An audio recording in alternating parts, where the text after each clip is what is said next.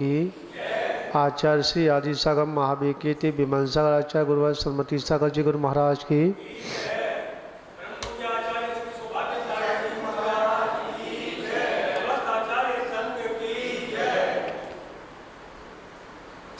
महान बाबू, अभी आप बहुत अच्छा जीवन को मंगलमय बनाने का उद्बोधन सुन रहे थे।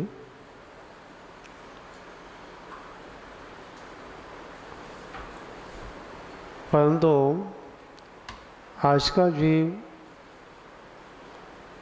कितने भी उपदेश सुन ले, परंतु उसका उस उत्थान की ओर बढ़ने का भाव नहीं बनता। और उसका कारण है मात्र एक अहम बुद्धि। कौन सी बुद्धि है? अहंकार। यहाँ कई दिन से बात चर्चा चल रही है पुलाक मुनि के बारे में, ठीक है, क्योंकि यही अधिक तरीके से आज इस पंचम काल में साधु देखने को मिलते हैं। इससे ऊपर के तो असंभव है, ठीक है, क्योंकि आपको बता ही दिया उत्तर गुणों का वो पालन नहीं करते,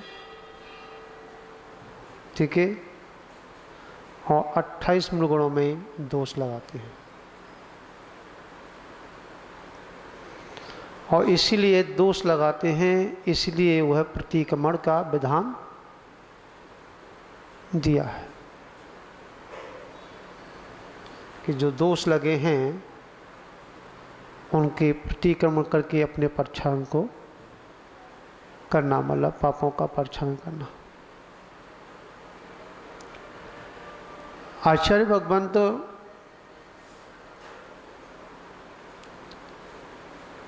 यहाँ और कह रहे हैं कि साधु, मेरी साधु तो वह है जिसके ऊपर अगर मिट्टी भी चढ़ जाए तो उसे उतारने का, ना उतरवाने का भाव जागृत करे। योगी जी, ठीक है, परंतु वह आज चमकते हुए दिखते हैं। ये पुलाक बकुस मुनि राजों का ही कारण है, जो कि पूरे शरीर की शुद्धि करते हैं। समझ आया? शुद्धि वाले तौलिया से करते हैं या कमंडलू लेकर के गर्मी लगे तो क्या पानी लेके हाथ में लेके, हाँ, ठंडक, और भी चमकना हो तो समझा थोड़ा सा तेल भी प्रयोग कर देते हैं। और खुद नहीं करें तो श्रावक तो कर ही देते हैं भैया वृत्ति में। क्यों भैया जी? हाँ, शाम को घी की बिलिया भर भर के ले जाएंगे, समझा, वो तो गनीमत है, हाँ, कि ख्याति को लिए जो साधु है ना, वो मात्र 1 सेकंड का समय के हटा करके वो कहते तुम्हें करनी कर दूँगी, खाली नहीं दिखेगी, घिसते ही रहेंगे। क्यों भैया जी? तो अब ब्रेक लग जाता है, बस छुओ चलो, छुओ चलो, हाँ, विचार करना। तो यहाँ पुलाक जो साधु हैं इस पंचम काल में, और सम्यक दृष्टि है, ध्यान रखना, मैं नहीं कह रहा, आगम संबंध है, और मोक्ष मार्ग भी हैं, ठीक है। ऐसे मुनि राजों को वैयावृत्ति करने का अगर श्रावक को मौका मिलता है तो चूकना नहीं चाहिए, और चूक गए तो गेंद दूसरे के पालू में पहुंच जाएगी, तुमको कुछ भी नहीं मिलेगा। क्यों भैया जी? क्योंकि मुझे सब पता चल जाता है। हाँ, और मैं तो सभी के 1 महीना करीब हो गया, 1 महीना हो गया, तुम तो गिनती हो ना महाराज जी, 1 महीना से अब ऊपर चढ़ गया, अब इतने दिन और रह गए, इतने और दिन झेलेंगे महाराज जी, आ तो गए ये। हाँ, हम नहीं गिनते, हमें पता ही नहीं कितना, हाँ इतना जरूर, तो 1 महीने के करीब तो हो ही गया होगा, हो गया, ऊपर निकल गया होगा। और आपको तारीख पता, महाराज जी के तारीख को आए, देखो क्या तारीख को जाएंगे। हाँ, हमारे इटावा में चलता है, इटावा में कोई मुनि महाराज आए और कहा कि महाराज जी कहाँ से आ रहे हो? कि भिंड से आ रहे हैं। अब बताओ अजानो कहाँ है? क्या हा? दीदी हंस रही है क्योंकि ये इटावा की है ना। हाँ, तो बस ये 2 चीज़ जरूर पूछेंगे, कहाँ से आए हो, आगे कहाँ जाना है, समझा? इसमें तीसरी बात तो पूछेंगे नहीं। खैर, तो क्या है कि जब इस पंचम काल में निर्कष्ट काल है, समझा? मैं जब शांतिनाथ भगवान के सामने बैठता हूँ तो सबसे पहले यही कहता हूँ कि हे प्रभु, है जिस युग में तुम्हारा जन्म हुआ उस समय मेरी बुद्धि कहाँ चली गई थी? हाँ, अगर उस समय संभल जाता और मैं तुम्हारे साथ में छल नहीं करता, मायाचारी नहीं करता, हाँ, तो आज इस पंचम काल में समझा बहु मिथ्या दृष्टियों के बीच में रह करके मुझे समझा झेलना नहीं पड़ता। कैसे? समझ में आया नहीं आया? हम बड़े खुश होते हैं पंचम काल में आ गए हैं। हाँ, खुश होते ना, बड़े खुश होते हैं।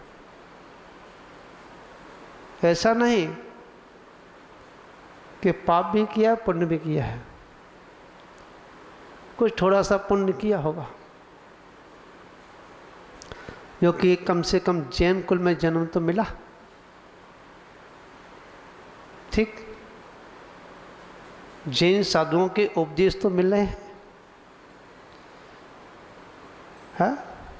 साक्षात अरहंत नहीं मिल रहे हैं तो उनके प्रतिबिंब तो मिल रहे हैं, जिनवाणी सुनने को तो मिल रही है।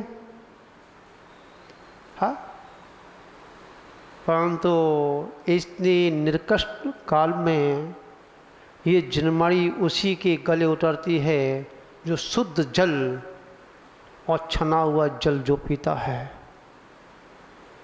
समझ में आ गया नहीं आया? क्योंकि ये जिनवाणी उसी के गले उतरेगी, हाँ, जो पानी छान के पीता है। और कहा भी है, समझा, पानी पियो छान कर, और आगे मैं नहीं बोलूँगा, आप बोलो, पानी पियो छान कर और गुरु बनाओ जानकर। समझा? जिसमें तो आप बहुत तेज पानी पीते थे नहीं हो, पर गुरु को जान के बनाएंगे। क्या? समझा? किस साधु के पास, हाँ, कितना ऊंचा मंच है। योगेश जी, थोड़ा कड़वा लगेगा, लग जाए, कोई परेशानी नहीं है मुझे, मैं तो मौन रहता हूँ, और मैं तो कहता हूँ मेरे को मन छेड़ना, मैं छेड़ दूँ तो कोई बात नहीं, तुम्हारा कल्याण हो जाएगा, तुमने मुझे छेड़ना, ध्यान कपड़े उतर जाएंगे। क्या है समझे? मैंने छेड़ा तो आपका कल्याण हो जाएगा, समझा? अगर मेरी बात आपको लग गई तो, हाँ, और तुमने मुझे छेड़ा तो क्या होगा? समझ लेना। तो मुझे तो फर्क नहीं पड़ता, परंतु मैं कहने को नहीं चूकता। कहने का तात्पर्य है, तो महाराज जी कह रहे थे, वास्तव में सही है। और मैं तो ये कहता हूँ कि मैं तो आ ही नहीं रहा था, मैं तो आपको बता दूँ। वो तो सूरनगर वाले बार बार इंजेक्शन लगा रहे थे जा जाके। महाराज जी एक मौका यहाँ से फ़ोन जा रहे थे, महाराज जी को जरूर लेके आना, महाराज जी जरूर लेके आना। या परंतु मैं इसीलिए नहीं आता समाज के बीच में कि जिस समाज में जाओ वहाँ पे एक न कोई एक आतंकवादी जरूर निकल के आ जाता है जो कि ठेस पहुँचाता है। समझ आया? हर जगह की बात है। और जब साधना में वो चीज़ आती है, महाराज जी कह रहे थे ना, वो बात सही है, विकल्प तो आएगा ही। तो बड़ी पीड़ा होती है कि मेरी समाज कहाँ जा रही है। प्रधान जी, मैं अभी कल भी कह रहा था कि मुझे नहीं विचरण करना कहीं पर, मुझे नहीं जाना कहीं पर, क्योंकि जिसका घोड़ा ठिया पे पुजरा हो तो उसे फिर कहीं जाने की जरूरत क्या है? समझ में आया? जो जंगल में जो आनंद आता है साधना में, वो साधना यहाँ पर भी मेरी अच्छी हो रही, कोई दिक्कत नहीं है, उससे अच्छी हो रही है, वहाँ से अच्छी हो रही है। वहाँ फिर भी थोड़ा सा विकल्प आ जाता था, तो यहाँ तो कोई विकल्प ही नहीं, साधना तो भगवान के सामने बैठ करके है। परंतु उस साधना में सहयोगी बने हैं, समझा?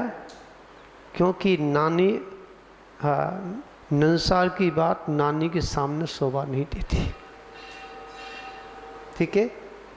कल कुछ चर्चा दोपहर में थोड़ा आधे घंटे के लिए मौन खोला था, तो कुछ लोग बैठ गए थे, चर्चा चली। तो और तुम्हारे पुण्य से नहीं खुला, ध्यान रखना, आपने हमारे पुण्य से खुल कर नहीं खुला। आप तो उस पुण्य में क्या, जो लोग बैठे थे ना, उसमें बस खाली गंदों तक लगा लिया था, इतना ही पुण्य था। और पुण्यता वहाँ का था जो ब्रह्मचारी आया था। कहाँ से? हाँ, महाराज जी कहाँ चतमाश कर रहे हैं? बरौर से, समझा? तो उनकी हालचाल पूछने के लिए कैसा चल रहा है, क्या है। तो उस समय चर्चा चली थी, कुछ लोग मेरे पास बैठे थे, महाराज जी कुछ बताओ। मैं तो लुटाने के लिए बैठा हूँ, परंतु तो कोई लूटने वाला नहीं दिख रहा। समझा? मैं तो लुटाने के लिए बैठा हूँ, लूटने वाला नहीं दिख रहा। मैं तो देने के लिए आया हूँ, कोई लेने वाला नहीं दिख रहा। समझा? मैं तो बरसाने के लिए आया हूँ, समझा, परंतु कोई उसे झेलने के लिए नहीं दिख रहा है। भगवान महावीर के कितने दिन बाड़ी नहीं खिले? 66 दिन तक। ठीक है? क्यों? क्या वहाँ पुण्य वाले नहीं थे क्या? पुण्य वाले तो थे, समझा? गरधर भी बैठे थे, क्यों भैया जी? श्रोता भी बैठे थे, वक्ता भी, मतलब सभी लोग बैठे थे, सारी बाड़े सवा लगी थी। परंतु उस वाणी को, उस इतना तीव्र पुण्य नहीं था कि जो बरसात होनी है उसे झेल सके। समझा? हाँ, मैं जानता हूँ धीमे धीमे पुण्य आपका जगेगा, समझा? और जिस दिन जगेगा ना, हाँ, सही बता रहा हूँ कि एक ही सूरनगर में गारंटी देता हूँ, क्या गई कि जिस समय जी कह दूंगा तुमको 4 बजे आना है, तो 4 बजे तुम्हारी खटिया खड़ी हो जाएगी घर पे। क्यों भैया जी, गलत कह रहा हूँ क्या? ये तो भगत बहुत ही बैठे सामने बैठे हैं। समझा? चर्चा फिर आएगी तो मैं बताऊँगा, समझा? क्योंकि ये मेरे अपने ऊपर विश्वास है। परंतु आपने इतनी मदिरा की नशा तो उतर जाता है, पर आपने मोह रूपी मदिरा पी रखी है, अहंकार रूपी जो मद चढ़ा है ना, हाँ, अहंकार को ख़त्म करने के लिए हमें बड़ी चोट लगानी पड़ेगी। हाँ, और जब टूट जाएंगी ना, हाँ, अहंकार जब टूट जाएगा ना, तो सूरनगर के मंदिर में जगह नहीं मिलेगी। योगेश जी। हाँ, परंतु ध्यान रखना, आज थोड़ा सा क्या है कि आज मीडिया का ज़माना हो गया है, और आजकल ये अहंकार हो रहे, जब तक हमारे कानों में खबर ना जाए और कोई बुलाए नहीं तो हम उसके जाते ही नहीं हैं। तो इसमें थोड़ी सी इसमें भी गड़बड़ हो रही है। क्या हम किसी से कहते भी नहीं हैं, और कहते नहीं हैं तो वो अहंकार के बस आता भी नहीं है। हाँ, और हमारी मीडिया, हमारा प्रचार कमज़ोर है, इसलिए क्या लोगों को पता नहीं चल रहा। परंतु कोई बात नहीं, क्या कछुआ की चाल एक दिन जीत बोलेगा, और इस क्या दिल्ली से विजय प्राप्त करके ही यहाँ चंबल के लिए जाऊँगा, छोड़ूंगा नहीं। इसी मंगल भावना के साथ भगवान महावीर स्वामी की